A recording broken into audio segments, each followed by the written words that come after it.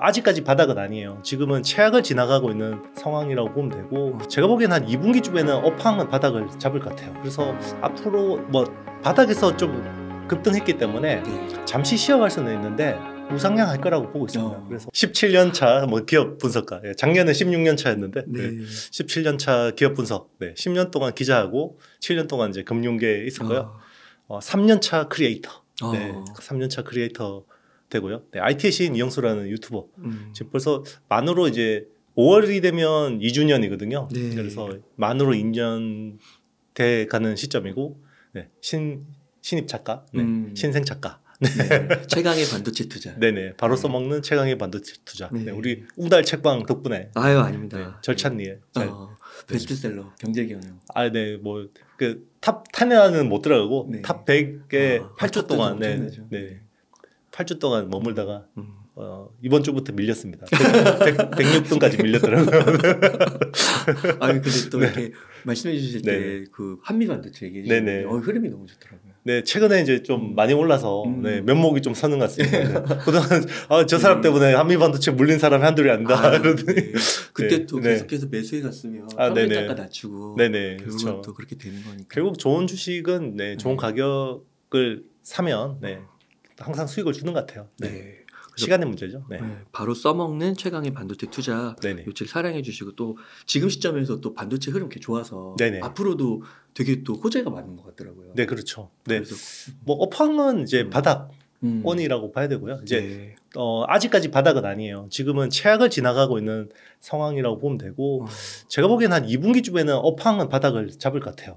근데 이제 제가 작년 말에도 말씀드렸지만 주가는 6개월, 9개월 선행하기 때문에 작년 말부터 오른 거고요. 이제 그래서 앞으로 뭐 바닥에서 좀 어떤 단계에 좀 급등했기 때문에 잠시 쉬어갈 수는 있는데 우상향할 거라고 보고 있습니다. 그래서 하반기에는 업황 자체가 좀 많이 돌아설 것 같고요. 이제 그런 것들이 프라이싱 되니까 좀 장기 투자를 좀 보시는 분들, 최소한 3년 정도는 들고 가시는 분들은 지금 삼성전자나 SK하이닉스 괜찮다고 보고 있고요. 네네. 근데 이제 약간 좀 호흡이 짧으신 분들도 있잖아요. 그런 분들은 오히려 소부장 중에서 소재 부품 장비주 중에서 약간 좀 가벼운데 트렌디한 거, 뭐 요즘에 챗GPT라든지 뭐 특히나 후공정 뭐 이런 것들, 이런 쪽으로 좀 특화된 것들 쪽으로 보면 괜찮을 것 같아요. 그 챗GPT 얘기가 나와서 이게 이제 인공지능이잖아요. 이것과 좀 연관된 뭐 기업들 이런 게 좀 있을까요? 엔비디아죠. 엔비디아. 엔비디아가 130불에서 어제 저녁에 보니까 거의 230불까지 올랐던데. 와, 두 배네요. 거의 두 배. 테슬라도 날라가고. 그렇죠. 그렇게 이제 결국은 갈 기업들은 가는 거고요. 진짜 그 엔비디아는 AI도 걸려 있고 자율주행차도 걸려 있고 암호화폐 채굴도 걸려 있고 핫한 거 다 핫한 거 다 걸려 있으니까 결국 이제 갈 수밖에 없고. 사실 제가 이제 한미 반도체를 좋아했던 부분이 그런 거거든요. 얘는 이제 후공정 장비 업체인데 AI하고도 걸려 있고 어드밴스드 패키징이니까 자율주행차하고도 걸려 있고 메타버스 디바이스, XR, VR 뭐 이런 쪽도 걸려 있고 그리고 뭐 애플 뭐 그 폴디드 줌이나 뭐 이런 쪽 카메라 쪽도 걸려 있고 이러니까 이제 제가 계속 좋아했던 종목이었는데 이제 그거를 이제 시장에서 좀 알아주는 것 같아요. 이제 조금 알아주는 것 같습니다. 네, 그렇군요. 그 우선은 좀 궁금한 게 인공지능이 요즘에 좀 많이 부각이 되면서 책도 많이 나오는 것 같은데 그 엔비디아가 어떻게 연결이 좀 되는 거예요? 일단 인공지능에 대해서 좀 뭐 쉽게 설명을 드리면요. 인공지능이 연구가 된 거는 한 80년 됐어요. 80년 됐는데 이제 앨런 튜링이라는 사람이 그 우리 애플 사과 로고 보면 한입 베어 물었잖아요. 그거 베어 물고 자살하시는 분이거든요. 사과에다가 독을 그러니까 스스로요? 그러니까 이제 그만큼 이제 컴퓨터 어떤 역사에서 빼놓을 수 없는 분인데 이제 그 어쨌든 이제 그분이 인공지능에 대한 개념을 처음으로 이제 이야기를 했고 한 60년 동안은 인공지능에 대한 그게 진전이 없었어요. 그리고 불과 한 10년 전만 해도 인공지능을 이게 그 기계가 지능이 있냐 없냐를 이게 사진을 주고 고양이하고 개하고 사진 주고 얘를 구별하면 지능이 있냐 이런 수준이었거든요. 그런데 지금은 그죠? 챗GPT한테 시를 써줘. 시를 써주고 글을 써줘. 그러면 글을 써주고 그죠? 뭐 어떤 프로그래밍을 해서 이거를 파이썬으로 해줘. 써주고 이만큼 이제 기술이라는 거는 특이점이라는 걸 넘어서면 급속도로 올라오는 거거든요. 그러니까 완만하게 가다가 특이점을 넘으면 그게 기술이 확 이제 올라오는 건데 그 기술의 특이점은 학계에서는 한 2012년 정도. 맞대요. 네네. 2012년 정도에서 학계에서 왔어요. 그렇구나. 그게 이제 어떤 계기가 있었냐면 지금 우리 이야기하는 딥러닝. 딥러닝이라는 게 거기서 확 히트를 쳐버린 거예요. 그러니까 딥러닝이라는 개념은 80년대부터 있었어요. 예전에는 그냥 그 뉴럴 네트워크라고 했어요. 그런데 이제 뉴럴 네트워크라는 그 키워드 자체가 인기가 없어져서 딥러닝이라고 이제 바꿨는데 그게 이제 약간 마이너한 기술이었어요. 그러니까 딥러닝이라는 거는 그냥 머신러닝의 일종이에요. 그러니까 머신러닝은 또 뭐냐? 그냥 이제 예전에는 사람이 프로그래밍을 딱 해서 그 어떤 플로우 차트를 딱 그려가지고 코딩을 해서 프로그램을 만들었잖아요. 그런데 머신러닝은 그냥 데이터를 막 주는 거예요. 그냥 어린애를 그냥 책만 가득한 데다 넣어놓고 마음껏 읽어봐. 그러면 스스로 뭔가 패턴을 만드는 그게 이제 머신러닝이었는데 그러면 머신러닝 중에 왜 딥러닝이 떴냐? 딥러닝은 사람의 뇌를 모방한 거예요. 신경망을.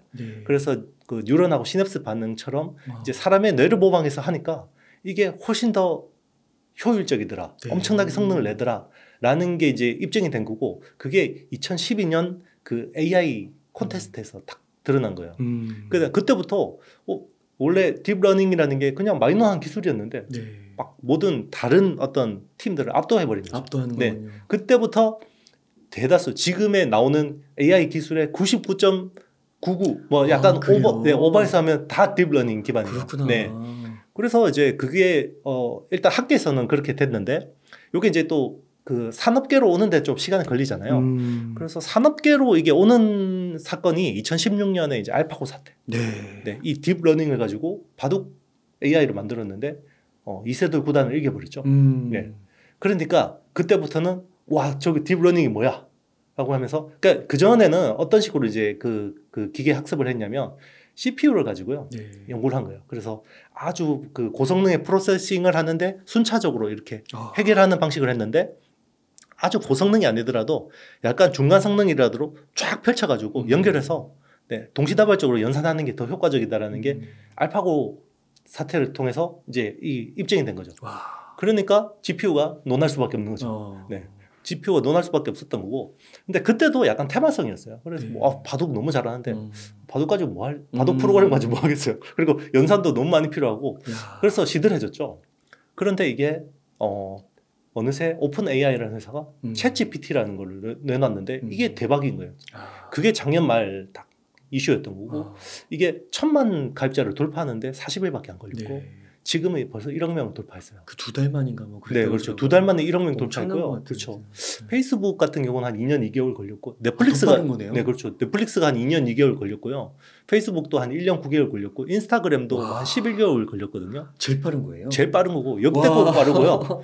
그리고 서비스 2달 만에 유료화 내놓은 거는 좀 처음 봤어요. 없어요. 2달 만에 유료화예요? 네네. 없어요. 그렇구나. 지금은 사용자들이 몰리니까 돈 내면 이거 지연 없이 빨리 해줄게 이렇게 하는데 지금 가입하려고 줄 서 있어요. 그렇구나. 오픈 AI 그게 회사인 거예요? 오픈 AI라는 회사인데 그게 이제 비영리 법인이에요. 재단이구나. 그래서 원래는 일론 머스크 하고 샘 알트먼이라는 사람이 이제 의기투합해서 만든 건데 거기서 이제 GPT라는 거를 이제 그 기반으로 해서 만든 프로그램이에요. 그러면 이게 GPT 3.5 기반으로 만든 게 챗 GPT. 2세대, 3세대. 그렇죠. 그런데 GPT 1, 2 때는 아무도 몰랐어요. 관심이 없었죠. 그게 또 기술 특이점인 거죠. 1하고 2 때는 별로 임팩트가 없었는데 이게 3 때부터 막 튀어오르는 거죠. 그래서 이제 GPT-3 기반이 1750억 개 파라미터. 그러니까 사람으로 치면 시냅스의 개수거든요. 그래서 그걸 원래는 한 뭐 몇만 개, 그러니까 1억 개 정도 수준으로 하다가 그 다음에 15억 개 GPT-2에서 하다가 GPT-3에서 1750억 개. 1750억 개. 기하급수적이네요. 1750억 개의 파라미터를 구현하기 위해서 엔비디아 GPU가 1만 개가 필요해요. 그래요? 대박 나겠네요. 그렇죠. 그러면 GPT-4는 2조 개의 파라미터를 할 거거든요. 그러면 그냥 대충 산술로 때려도 10만 개는 써야 되는구나. 그래서 지금 엔비디아 주가를 그렇게 날리는 거죠. 그렇구나. 이게 엔비디아 또 주가 진짜 막 그 다 산다고 했을 때 있었고 엄청 떨어졌을 때는 또 엔비디아 한물 갔다 이랬는데 그때는 이제 암호화폐가 죽으니까. 근데 지금 암호화폐가 이렇게 죽어 있는데도 엔비디아는 결국 또 올라오는 거고, 그리고 자율주행차가 되면 결국 그 자율주행차의 두뇌 칩을 누가 하겠어요? 엔비디아 정도밖에 없는 거예요. 지금.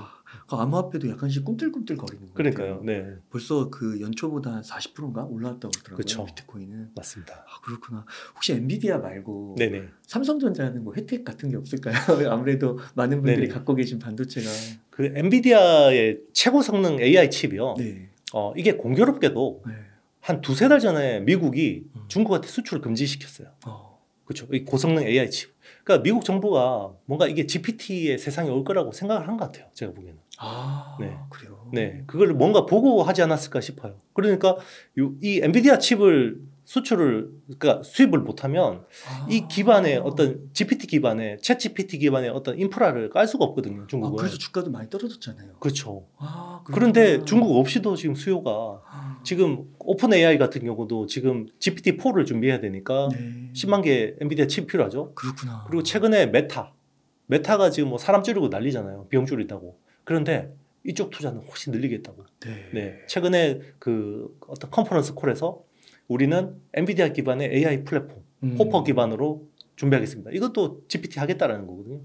그러니까 그동안 구글도 팔짱 끼고 있다가 왜냐하면 구글은 이게 GPT가 되면요, 챗 GPT가 되면 구글의 검색 광고 시장이 죽어요. 왜냐하면 이거는 입력하면 바로 답이 떠버리잖아요.